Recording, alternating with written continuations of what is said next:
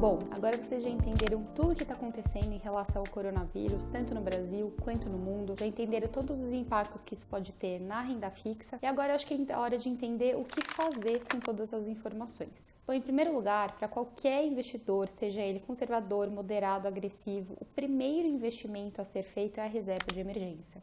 A reserva de emergência tem que ser feita num ativo muito líquido, ou seja, que pode ser resgatável a qualquer momento, e muito seguro, ou seja, em uma instituição ou em um emissor que não corra muito risco de quebrar. O ativo mais recomendável para suprir essas características é o Tesouro Selic. Ele é emitido pelo governo federal, então o risco de crédito dele é o risco do governo quebrar, que é o risco mais baixo dentro do país, e ele pode ser resgatável a qualquer momento. Aqui é importante ressaltar que o objetivo da reserva de emergência não é rentabilidade. Então, muita gente deve estar pensando, mas agora a Selic está a 3,75, a Selic é a taxa básica de juros, e agora não está rendendo tanto o Tesouro Selic. Mesmo não rendendo tanto quanto já rendeu no passado, o objetivo da reserva de emergência não é a rentabilidade. Então, mesmo que tenha caído um pouco, não tem problema. O Tesouro Selic continua sendo uma boa opção para a reserva de emergência. Bom, falando um pouquinho mais do Tesouro Direto, existem outras opções de ativos que daí são indexados ao IPCA, que é a inflação, ou pré-fixados, ou seja, você sabe no momento da compra quanto aquele ativo vai render. Esses ativos, com a abertura da curva,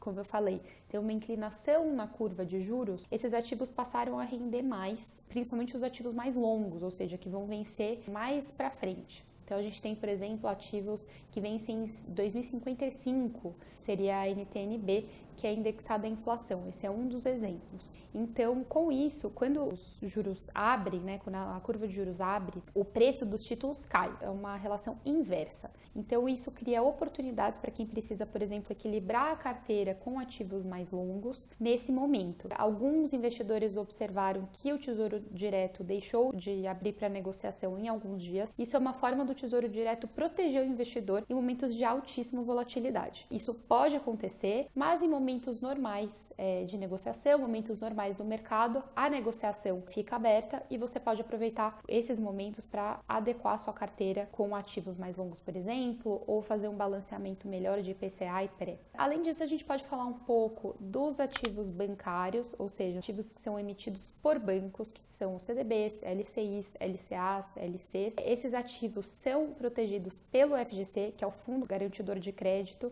para investimentos de até R$250 mil. E hoje a gente vê que com essa abertura da taxa de juros, da curva de juros, existem algumas oportunidades que estão aparecendo, por exemplo, em ativos indexados ao CDI, então pós-fixados, digamos assim, que estão com taxas interessantes com prazos curtos. Para quem precisa de ativos que vencem em pouco tempo, essa pode ser uma boa opção. Além disso, a gente também consegue ver várias opções de ativos mais longos, ou seja, vencendo em 3, 4, 5, 6, 7 anos, inclusive, que quanto maior o vencimento, maior é a rentabilidade que o banco consegue oferecer para o investidor. Esses ativos continuam também uma boa oportunidade, por exemplo, também indexados a IPCA ou pré-fixados. E por fim, a gente tem os ativos que a gente chama de crédito privado, que são ativos emitidos por empresas, ou seja, quando as empresas precisam financiar investimentos, por exemplo, elas podem ir ao mercado buscar investidores para emprestar dinheiro para elas em troca de uma remuneração. Então, podem ser debêntures, CRIs e CRAs. Nos últimos dias, com tudo o que está acontecendo, o spread de crédito, que é uma taxa que a gente paga pelo risco de crédito daquelas empresas, abriu bastante. Tem tido bastante volatilidade